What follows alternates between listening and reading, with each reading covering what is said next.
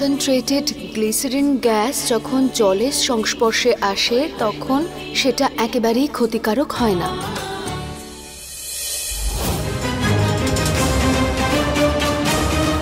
জিৎ জিৎ জিৎ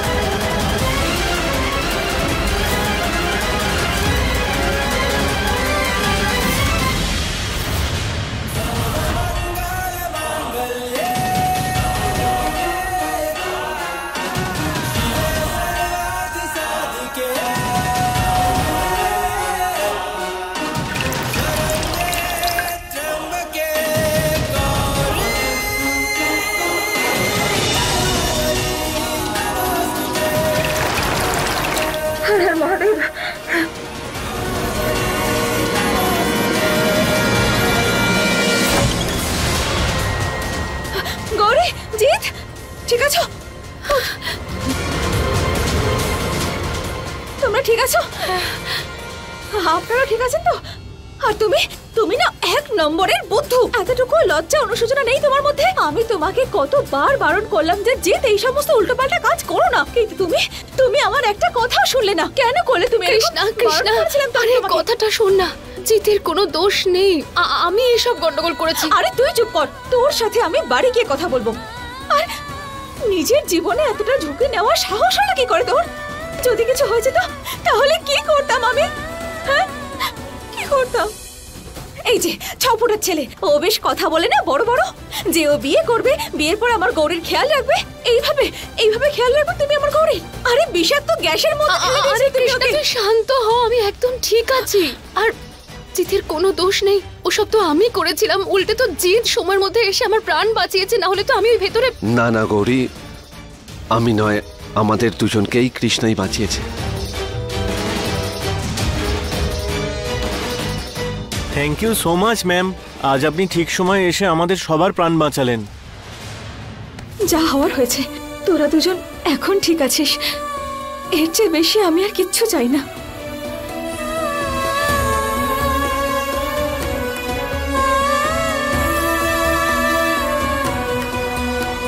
চল এবার ফেরা যাক।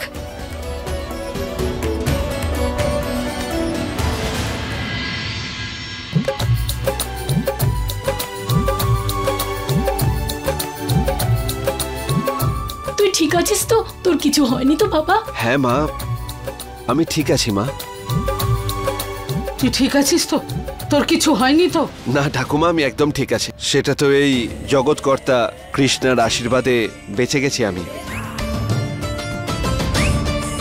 তোমরা অকারণেই ওদের পরিবারের সঙ্গে লড়াই করতে থাকো। দেখো, ওদের পরিবারের মেয়েই আমার প্রাণ বাঁচিয়েছে। আমি জিতের জন্য একদম সঠিক মেয়ে পছন্দ করেছি। গৌরী, গৌরী, তুই ঠিক আছিস তো? হঠাৎ করে এইসব কিভাবে হলো? ওই হঠাৎ করে না, জানি না কি করে ল্যাবে গ্যাস এক্সপ্লোশন হয়ে গেছিল। সবাই বিপদের মধ্যে ছিল। ঈশ্বরকে অনেক ধন্যবাদ যে সঠিক সময়।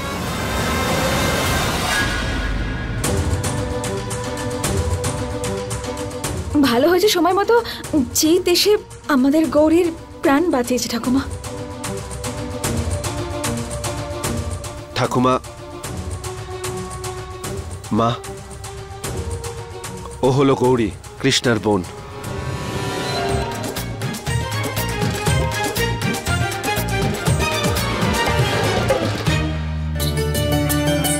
কিছু তো ব্যাপার আছে এই মেয়ের মধ্যে। ওই দিন আমার প্রাণ বাঁচিয়েছিল, আর আজকে জিতের। কোনোভাবে ও জিতের বউ হলে আমাদের পরিবারটা সুখী হবে। মাথা খারাপ হয়ে গেছে নাকি তোর? ওই বদমেজাজি মহিলার বাড়ির বৌমা আমি তোকে কখনোই হতে দেব না। এই ফালতু চিন্তা মাথা থেকে বের কর। ঠাকুমা, তুমি বুঝতে চাইছো না কেন? জিৎ খুবই ভদ্র আর খুব ভালো ছেলে। তুই একদম কথা বলবি না, বুঝেছিস? আগেই পরিবারটাকে নষ্ট করেছিস আর এখন গৌরীর পিছনে পড়েছিস। এই বিয়েটা আমি কখনোই হতে দেব না, বুঝেছিস তুই? কান খুলে শুনে রাখো, কোনো মূল্যেই এই বিয়ে হওয়া সম্ভব নয়। ঠাকুমা প্লিজ, আমি ভালোবাসি ওকে। তুমি তো দেখলে ও কিভাবে আমার প্রাণ বাঁচিয়েছিল। ওই মন্দিরেও তো ও সবকিছুই সামলেছে। ওরা ভালো মানুষ ঠাকুমা। ব্যাস,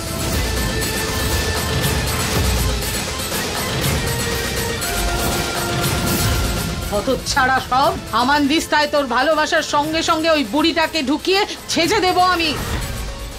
দেখো মা, এটা সবাই জানে যে লাভ ম্যারেজ আমাদের পছন্দ নয়, কিন্তু এই মাথা মোটা জীবনে প্রথমবার বুদ্ধিমানের মতো কাজ করেছে। দেখো মা, ওই মেয়েটা আমারও খুব পছন্দের। মা, ওই মেয়ে যদি আমাদের বাড়ির বৌমা হয়ে আসে তাহলে খুব ভালো হবে। যে পরিবারের মেয়ে আমার ছেলের বিয়েটা ভেঙে দিল, ও এই বাড়ির বউ হবে, সেটা আমি কিছুতেই মেনে নেব না। আমি কিন্তু মায়ের দিকেই আছি, ব্যাস। অভিমন্যুর বিয়ে ওর ভুলের জন্যই ভেঙে গিয়েছিল, বুঝেছো তুমি? যতই প্রশংসা করো ওই মেয়েটার রঘুবেন্দ্র, কিন্তু ওই বেলাগাম বুড়িটাকে কিছুতেই আমার সমান সমানে বসতে দেব না, দেব না বসতে। এই সম্বন্ধ হতে পারে না। ঠাকুমা ব্যাস, একবার বলেছি যখন, বলে দিয়েছি।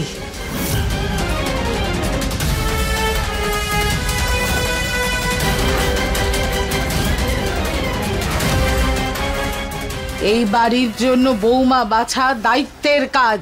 কোনো রাস্তা থেকে তুলে আনা মেয়েকে আমি বৌমা বানাতে পারবো না। এই বাড়ির বৌমা তো আমিই বেছে আনবো।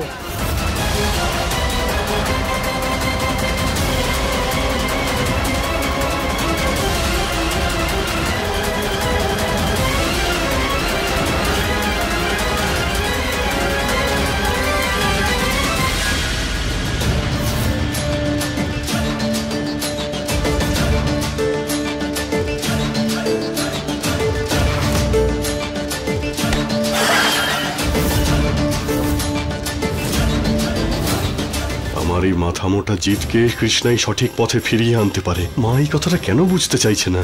আমায় মাকে বোঝাতেই হবে। ঠাম্মি, ঠাম্মি, ঠান্ডা মাথায় শুধু একবার রাগ না করে তোমার গৌরীর কথাটা একটু শোনো প্লিজ। ঠাম্মি, আচ্ছা একবার আমার কথাটা একটু শুনে নাও প্লিজ।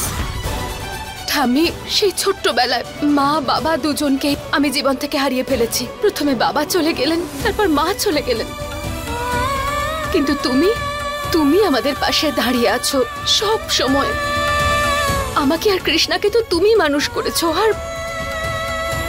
আর জানি না কবে দায়িত্বের বোঝা কৃষ্ণার ঘাড়ে এসে পড়লো আর ও কখন বড় হয়ে গেল। ঠাম্মি, আমাকে না আজ পর্যন্ত শুধু অন্যেরাই সামলে এসেছে। কখনো কৃষ্ণা, কখনো তুমি, কিন্তু এখন আমি নিজের দায়িত্ব নিজে নিতে চাই। আমি নিজেকে সামলাতে চাই, নিজের পায়ে দাঁড়াতে চাই, শুধু নিজের জন্য নয়, আমার কৃষ্ণা আর তোমার জন্য। আমার সব স্বপ্নগুলো পূরণ করতে চাই। আর যদি তুমি জিতের কথা বলো, জিত কিন্তু খুব ভালো ছেলে ঠাম্মি। আমি ওর সঙ্গে মিশেছি, ওকে চিনেছি। আমার খুব খেয়াল রাখে ও, আমাকে স্পেশালি ট্রিট করে সব সময়। আমার ছোটখাটো ইচ্ছেগুলোকে সঙ্গে সঙ্গে পূরণ করে দেয়। আর সব থেকে ইম্পর্টেন্ট, ঠাম্মি, ও না আমার মুম্বাই যাওয়ার স্বপ্নের ব্যাপারে সব কিছু জেনে গেছে। কথা দিয়েছে ও আমাকে যে আমার স্বপ্নটাকে পূরণ করার জন্য ও আমার পাশে থাকবে। পছন্দ করি আমি জিতকে। ঠাম্মি, একবার আমার কথাটা একটু বোঝার চেষ্টা করো। আজ পর্যন্ত এই বাড়িতে আমরা 3 জন ছিলাম, কিন্তু আমার মনে হয় যে একজন পুরুষ মানুষ যদি ঘরে থাকলে তাহলে আমাদের সবার জীবনটা একটু সহজ হয়ে যাবে। ঠাম্মি, মা বাবা তো নেই বলো, কিন্তু তুমি তো আছো ওদের জায়গায়।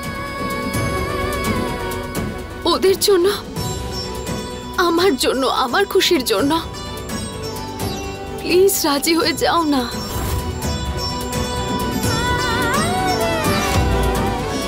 তোমার গৌরী তোমার কাছে রিকোয়েস্ট করছে, প্লিজ ঠাম্মি রাজি হয়ে যাও, প্লিজ রাজি হয়ে যাও।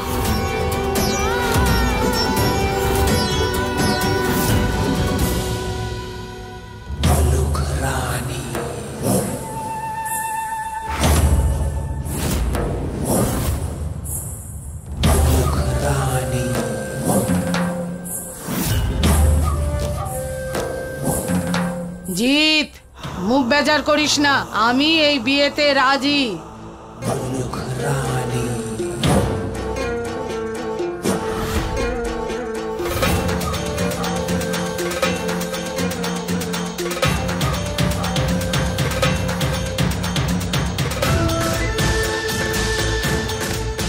Thank you. এটা শুধুমাত্র এই জন্য যে রঘুবেন্দ্র এতে রাজি।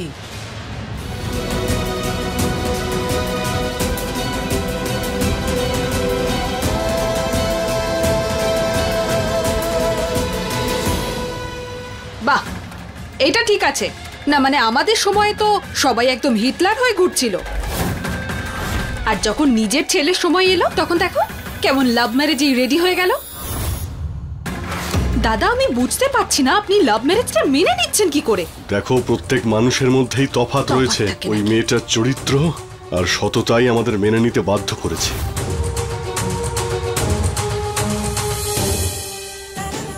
প্রথমবারের জন্য, কিন্তু এটা তুমি ডিজার্ভ করো। Thank you so much.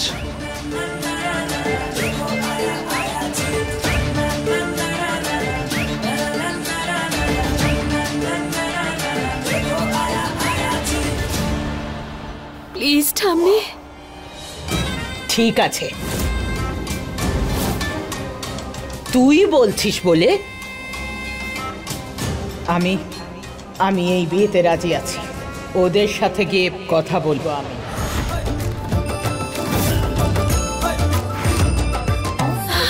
ঠাম্মি, I love you, I love you, I love you ঠাম্মি, আই লাভ ইউ। তুমি ওয়ার্ল্ডের বেস্ট ঠাম্মি।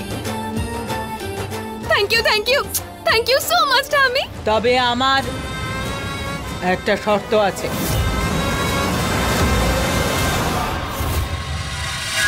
কিন্তু আমার একটা শর্ত আছে দাদু ভাই। যদি তোকে বাড়ির বৌমা করতেই চায়, তাহলে সম্বন্ধ নিয়ে ওরা নিজেই আসবে।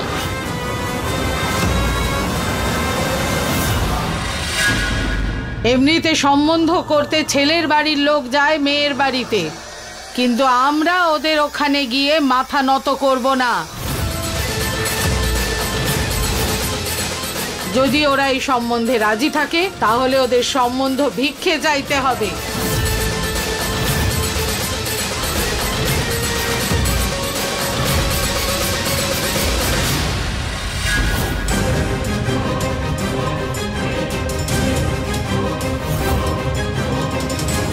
গৌরীর ইচ্ছে আরও স্বপ্নকে আমি ব্যর্থ হতে দেব না। জিতের পরিবারকে আমি রাজি করাবো এই সম্পর্কের জন্য।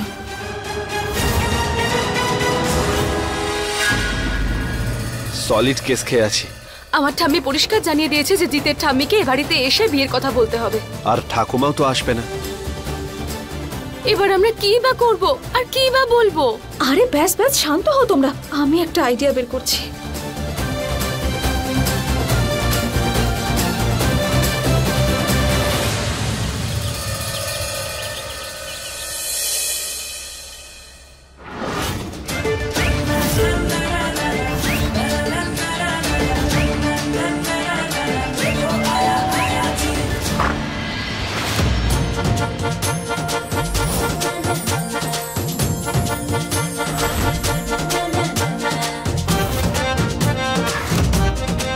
জয় শ্রী মহাকাল। মহাকালের অশেষ কৃপা যে এই গ্রামে আমার এত সম্মান। আমি কারুর সামনে ঝুঁকবো না। যাক, সময় মতো ওই মহিলার বুদ্ধি হয়েছে যে আপনাকে পাঠিয়েছে। হ্যাঁ, মহাকালেরই কৃপা। আমি ওই পরিবারের বড় ছেলে। আমরা দুজনে তো বাড়ির বড়, তাই না? তো বড়রা যদি বাচ্চাদের পিছনে সরে যাচ্ছি আমি, বড়রা যদি বাচ্চাদের ব্যাপারে না ভাবে তাহলে কিভাবে চলবে? এখন বড়রাই মানে আপনি আর আমি শুধু ওদের কথা ভাবতে পারি, তাই না? তাই তো?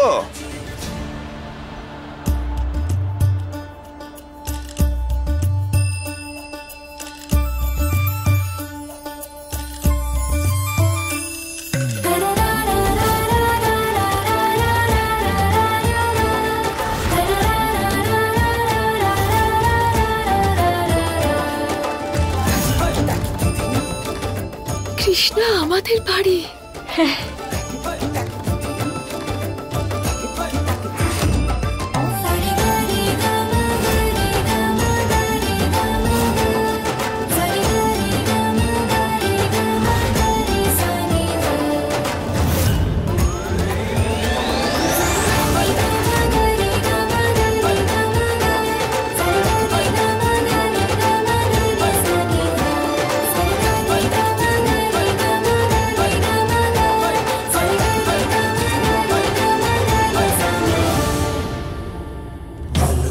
হর হর মহাদেব।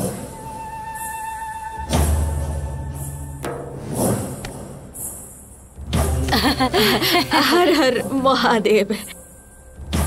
জয় শ্রী মহাকাল।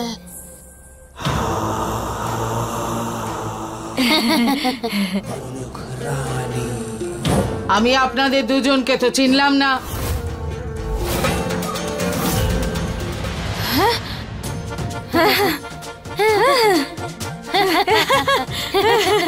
আসলে আমরা দুর্গা দেবীর বড় যাহা। ওই আপনি বলেছিলেন না সম্বন্ধের কথা বলতে মেয়ের বাড়ির লোকজনকেই আসতে হবে, তাই চলে আসলাম আমরা। তাছাড়াও উনি ওনার ভুলটা বুঝতে পেরেছেন। মূর্খ একটা। আপনি আপনার তো জানাই আছে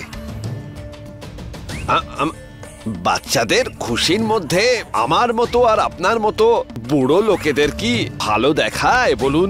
আগে আমার তো মনে হয় এই শত্রুতা ভুলে গিয়ে বাচ্চাদের মনের ইচ্ছে পূরণ করে দেওয়া উচিত, আর এই পারিবারিক শত্রুতা ভুলে যাওয়া উচিত। আপনি কি ভাবছেন?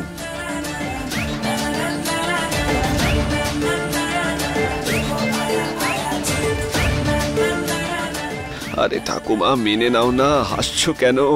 আই হোপ কৃষ্ণার প্ল্যানটা যেন ব্যাকফায়ার না হয়। পরিবার এক হয়ে যাবে? আমার সামনে মাথা নিচু করতেই হলো তো।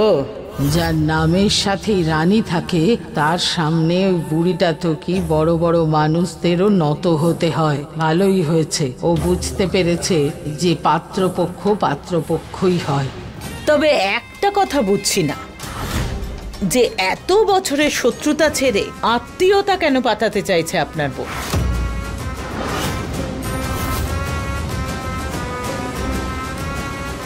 এমনটা নয় তো যে আমার মেয়েটাকে সামনে রেখে ওই মহিলা নিজের প্রতিশোধ পূরণ করতে চায়?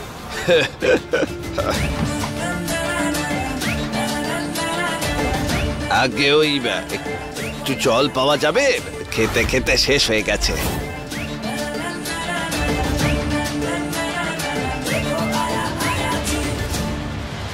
এটা কোনো সাধারণ বাড়ি নয়।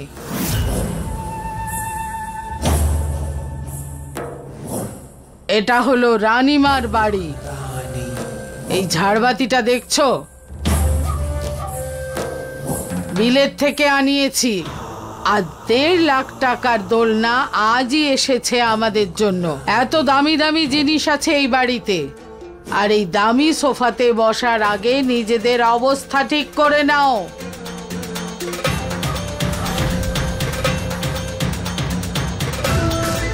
মাটিতে বসো।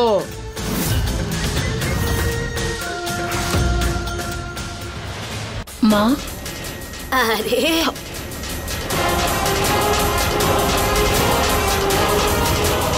বসে পড়ে না, চলো।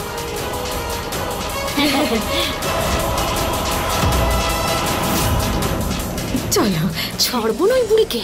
ওই বুড়িটাকে বলে দে যে বাড়ি নিয়ে এত অহংকার করছে সেটা একসময় আমাদের বাড়ি ছিল। ছাড়বো না কিন্তু ওকে। গৌরী চুপ কর, সম্পর্ক বানাতে এসছি আমরা, ভাঙতে নয়, বুঝেছিস? চুপ, বসে পড় চুপচাপ। বসছি বসছি। বসো বসো, আস্তে আস্তে আস্তে বসো। ওরে বাবা রে, আমার কোমরটা গেল মহাদেব।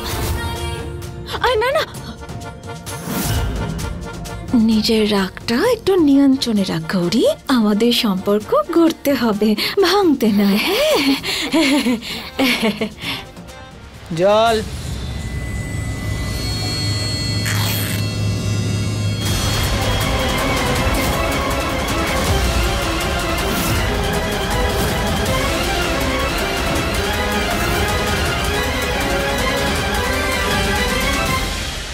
আরে আপনার হাতটা একটু দেখি তো, অনেক ব্যায়াম করেন মনে হচ্ছে এই বয়সে। জলের সাথে একটু বাদাম নিয়ে আসি। হ্যাঁ, আরে এটা তোর এখনই হওয়া উচিত ছিল, এখনই ফাটার ছিল। ঠাকুমা বাদাম আমাকে খাওয়াবেই এবার।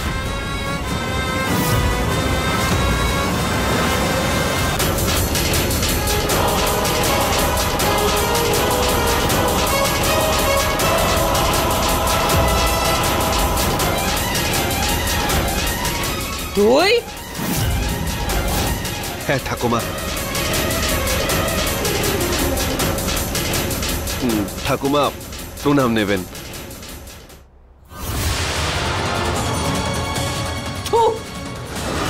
ঠকবাজ ঠাকুমার মিথ্যেবাদী নাতি, এটাই শিখেছে না ওই বদমাইশ মহিলা তোকে? চল তোর ঠাকুমার কাছে নিয়ে যাব তোকে।